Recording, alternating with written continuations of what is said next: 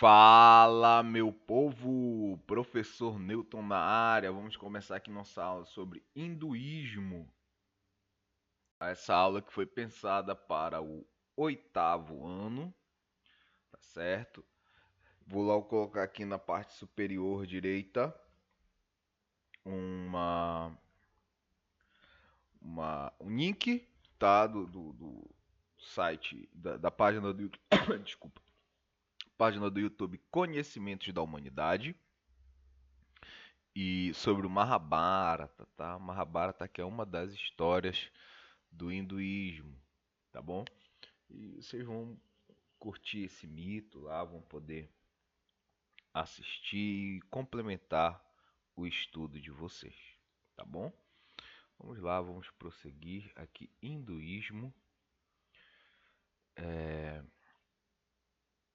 que é a religião da Índia. Nós, esse ano, com as turmas, estamos estudando religiões que nós podemos chamar de religiões nativas ou religiões nacionais. São religiões que estão presentes, né, no ambiente de nações inteiras, né, que fazem parte da cultura de uma nação.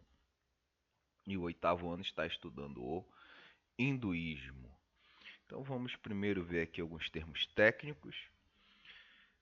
Esse material, ele tem um material escrito dele.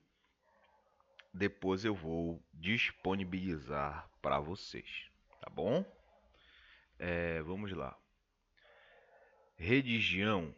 O que é religião? Religião é a instituição social cujo principal objetivo é aproximar o homem de Deus, né? Inclusive nós vimos isso na aula introdutória.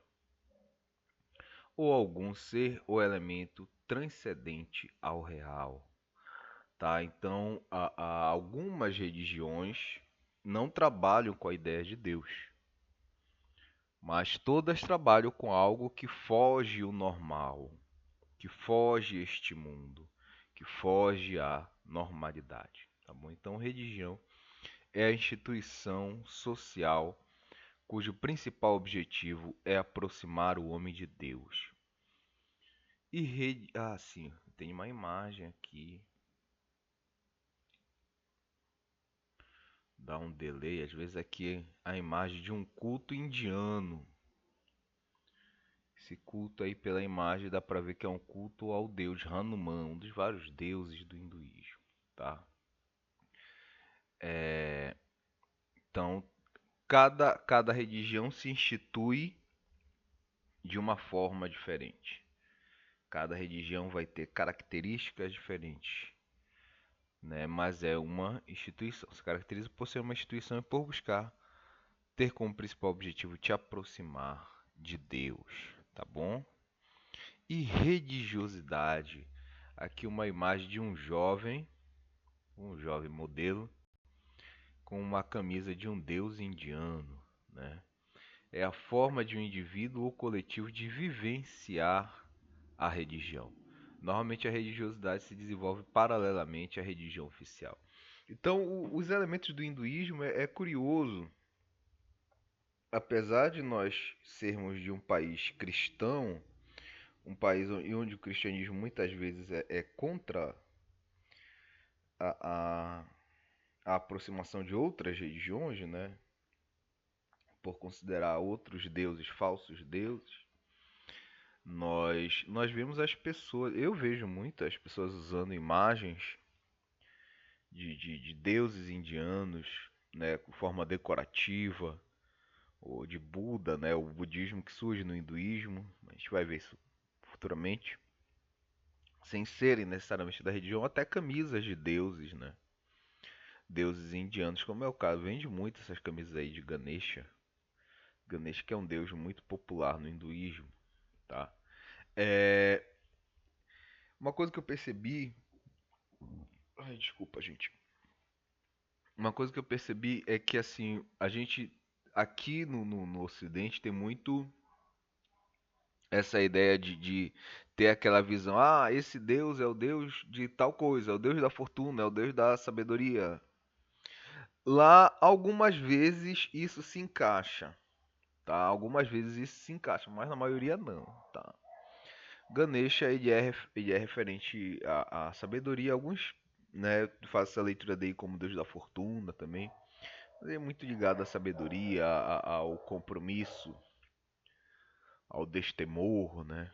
Ele, ele, ele é como se fosse o mensageiro dos deuses, é ele quem traz os deuses ao culto, né? Então, normalmente ele é adorado por primeiro, enfim, são detalhes, tá bom? Só para vocês saberem que nem sempre essa ideia, ele é o deus de tal coisa, funciona no hinduísmo.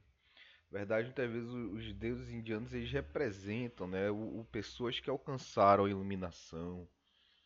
Enfim, a gente vai ver aqui no decorrer da aula. Então, religião é a instituição que busca aproximar o homem de Deus. E religiosidade é a forma de cada um viver o sentimento religioso, de cada um vivenciar a religião, né? E aqui nós temos a imagem de três moças indianas, né? Roupas características da cultura indiana. Tá? Na Índia existem várias religiões, na verdade. Só o hinduísmo são várias tradições juntas, não é uma tradição. É importante a gente comentar logo. O hinduísmo ele é uma das religiões mais antigas do mundo que ainda existe. Tá? Não sabe ao certo se tem mais ou menos um período quando ele inicia. É, e assim, no passado não havia um nome, né? Existiam várias tradições próximas, né? Parecidas, mas não havia um nome para a religião, tá bom? E aí, os ingleses, quando começam a manter contato com a cultura indiana, né, a estabelecer comércio com os indianos, eles vão ver aquela religião diferente do que eles conheciam e vão chamar de hinduísmo. Com o tempo, os hindus vão aderir a este nome, tá? Vão aderir a este nome, certo? Hoje, né, se referem às várias tradições da Índia como hinduísmo. Vamos prosseguir aqui.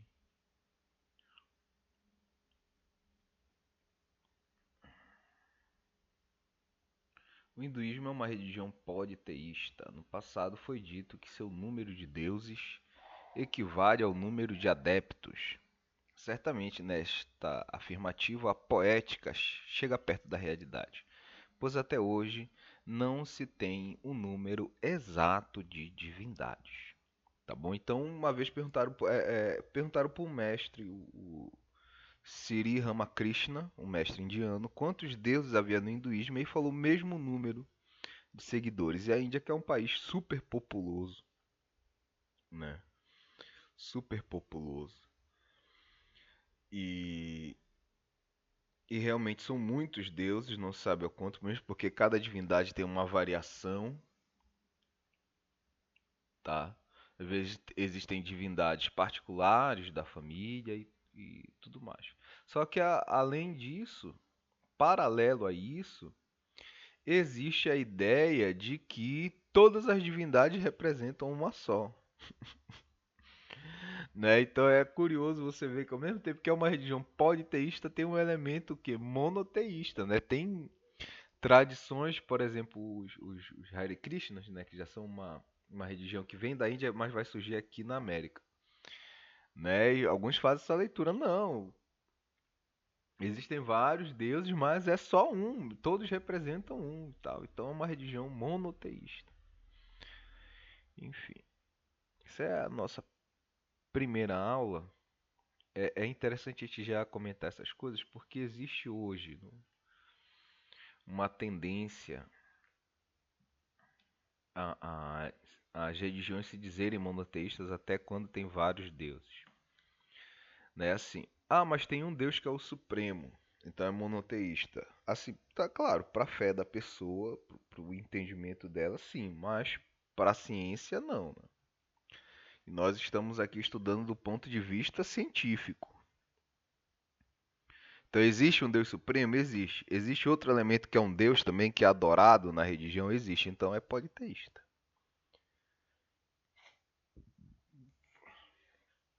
Porque se não fosse assim, nenhuma religião seria politeísta. Todas têm um Deus supremo. Tá? Todas têm um Deus supremo. É... Vamos prosseguir. Se quiserem debater sobre o assunto, a gente vai ter uma aula pelo Google Meet. E aí, se quiserem levantar essa questão, a gente conversa com mais calma, viu? Para os indianos, o mundo foi criado por um deus chamado Brahma. Aqui os vários deuses, né? Esqueci de colocar. Ganesha, esse macaco aqui é o Hanuman. Ele abre o coração, ele está abrindo o peito e mostra o Rama e a sua esposa Sat, Satyavati, se eu não me engano dela.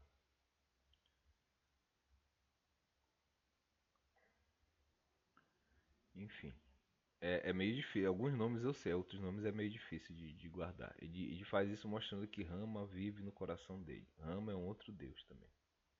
Então são vários, são inúmeros deuses, né? Vamos prosseguir. Esse é o deus Brahma, é o deus da criação. Tá? Para os indianos, o mundo foi criado por um deus chamado Brahma, que criou tudo por meio da palavra Om. Tudo que existe, vivo ou não, tem a mesma origem e vibra em Om. Mas os seres humanos receberam a sabedoria de Brahma. Assim, têm uma mente superior aos outros seres. É, o Om, ele é o que nós chamamos de mantra, né? Mantras são cantos, são louvores aos deuses, tá bom? Louvores aos deuses. E no hinduísmo, no budismo também, isso é uma prática. Acredita-se que quando você entoa o mantra Om,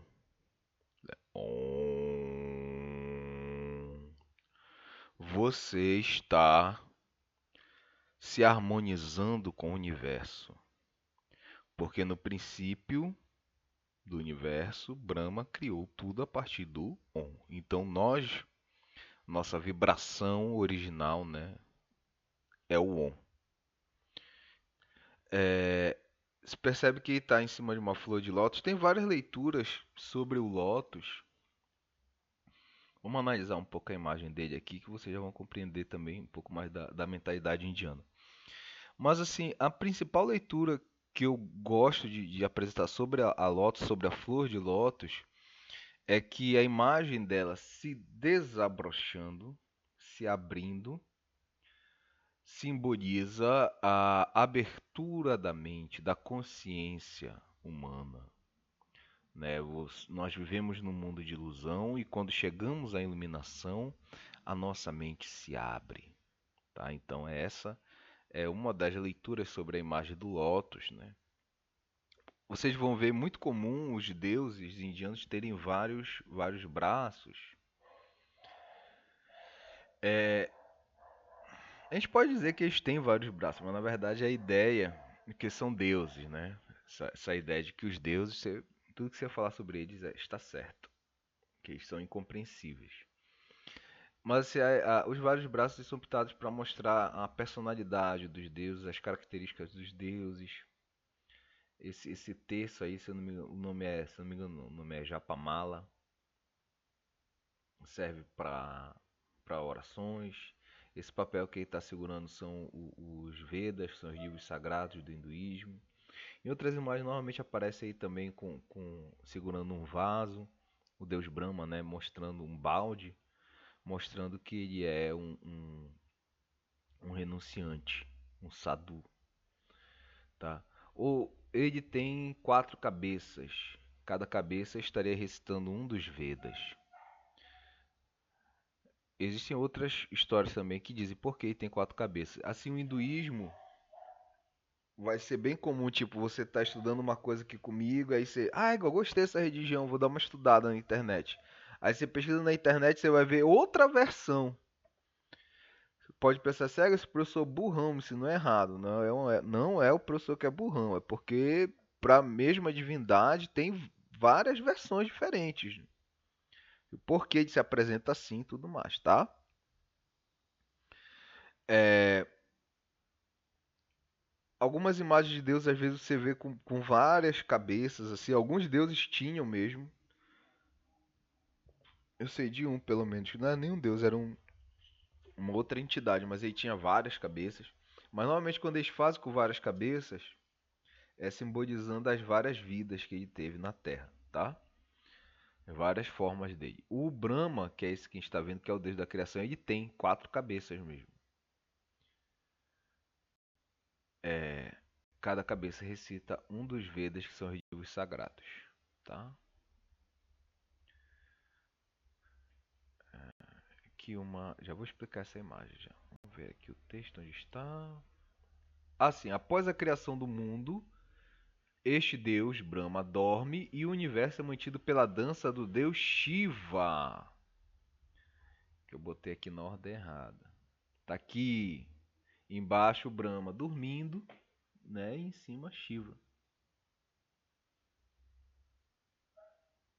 Eu acho que não é nem Brahma esse que tá na imagem, agora que eu vi. Ele tá pisando num demônio. Enfim, tá a imagem de Shiva dançando. Ele tá mantendo o universo. É, não é Brahma que tá embaixo, não. Shiva tá pisando num demônio. É porque eu já tava pequenininho quando salvei a imagem, eu não vi, não é o Brahma, não.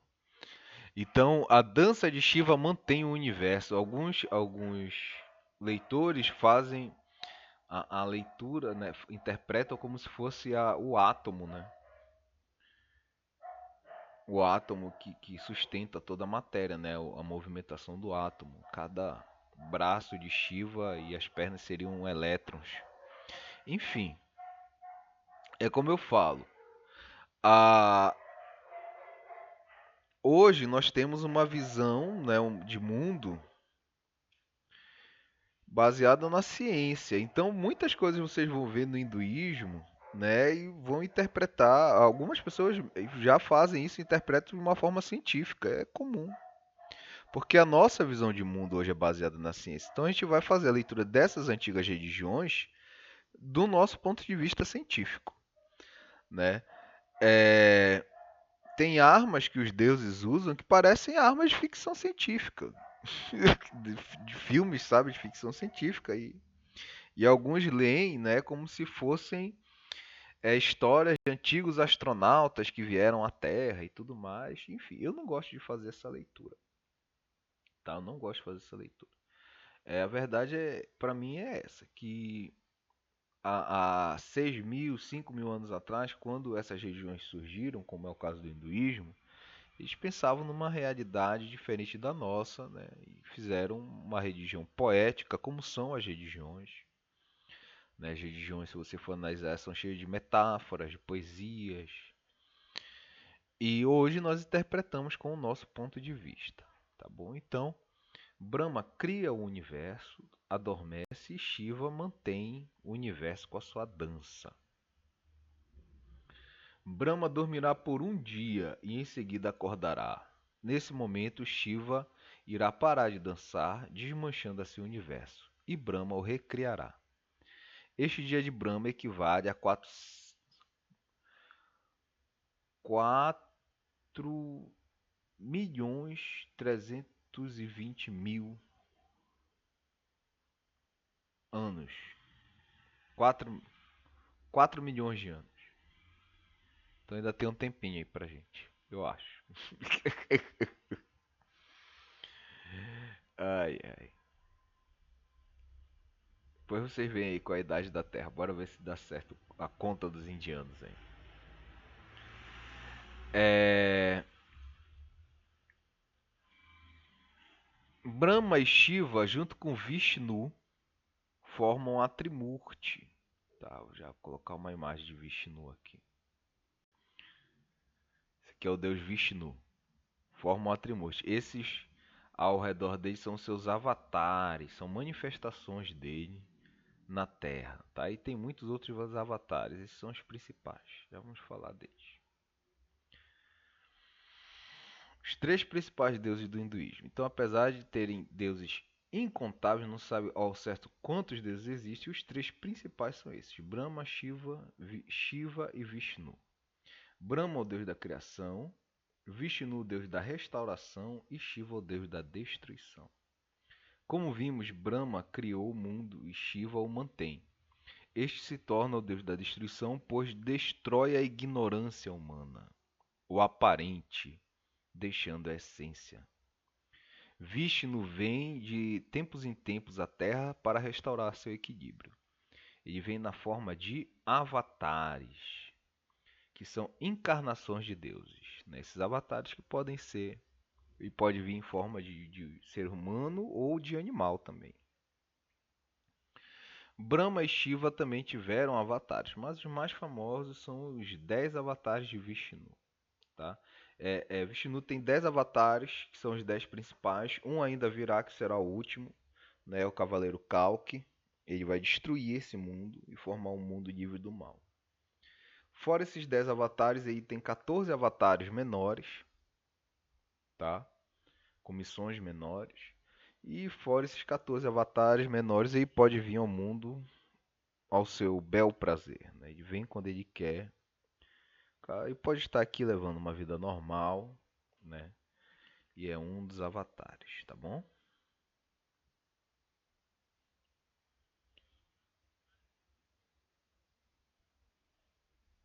Vamos lá.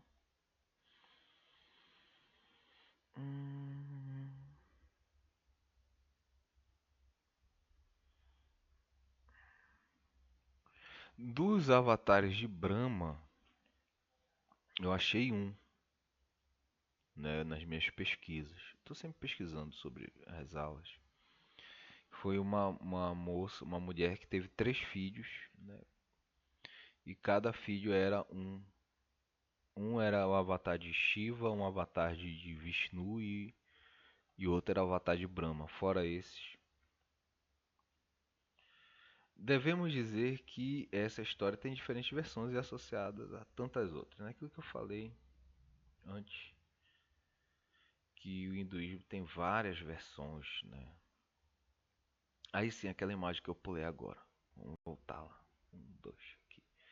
Que a gente vê uma imagem clássica do que seria a Sansara, né? Que é um nascer, morrer e nascer de novo, associado com atravessar um rio. Isso é uma crença base do hinduísmo.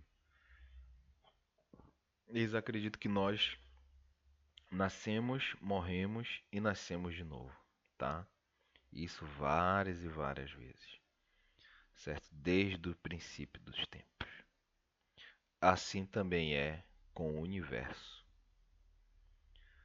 tá? Assim também é com o universo. Nós vimos que o universo se faz e se refaz, né? É feito e é refeito, tá bom? Ah,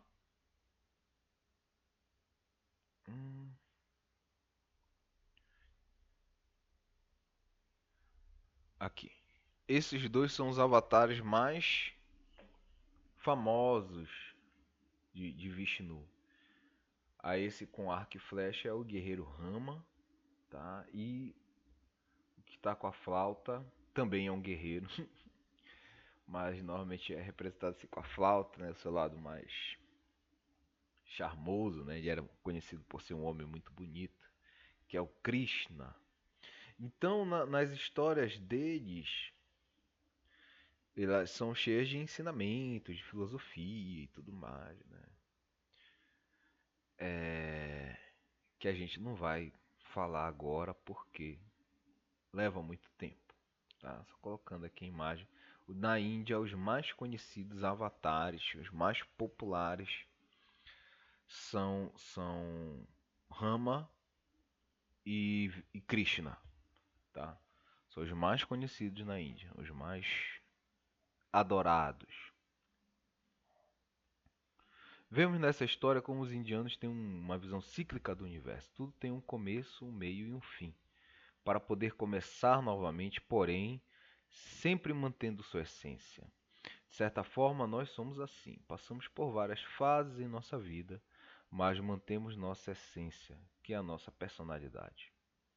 Parte de nossa saúde mental consiste em saber aceitar e desfrutar cada fase. Então, eu coloquei esse comentário aqui. Isso aqui algumas coisas eu leio da minha apostila, viu? Um texto meu. É, por que eu coloquei esse comentário? Às vezes você vê pessoas que não aceitam a fase que estão vivendo, né? A sua idade.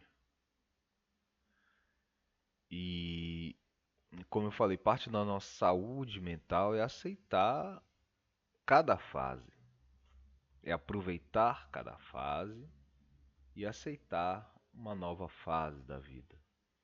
Não querendo voltar no passado, sempre ou querendo antecipar. Eu falo isso porque hoje em dia eu vejo alunos, alunas, um rapaz novo, moça nova, 17 anos, casado, ou vivendo junto, né? Eu sou contra. Uma opinião minha, eu sou contra. Claro que algumas sociedades algumas realidades sociais é comum, mas na nossa não pôde fazer faculdade, não pôde fazer um curso, uma profissionalização, não pôde curtir a solteirice, a juventude. E aí depois você vê essas pessoas quando envelhecem, né? Pessoas frustradas, tamanho velho, querendo ser rapazinho. Isso é triste, tá? É o que eu falo para meus alunos, essas religiões, você não precisa se converter para reconhecer a sabedoria delas, né? Que tudo tem sua fase, tudo tem seu momento. Então você é adolescente agora, aproveite sua adolescência, certo? Fase adulta vai chegar, tá bom? Você tem o seu irmãozinho, a sua irmãzinha que já quer se comportar como adulto, vestir roupa de adulto. Aproveita a tua infância, né? Quando você chegar na velhice, você aproveitar a velhice, tá bom? Ah, vamos nos despedir aqui com essa imagem de um mestre indiano, né, fazendo uma saudação. O hinduísmo, que é uma religião que eu gosto muito de trabalhar, porque é uma religião cheia de sabedoria, de ensinamentos, tá? Sempre gostei muito de estudar o hinduísmo. É isso, não sou indiano, não sou hindu. Nosso estudo continua focado na ciência, viu? Não estou aqui querendo converter ninguém. Não estou querendo aqui converter ninguém, tá, pessoal? Nós estamos aqui para estudar. Valeu? Qualquer dúvida podem deixar nos comentários.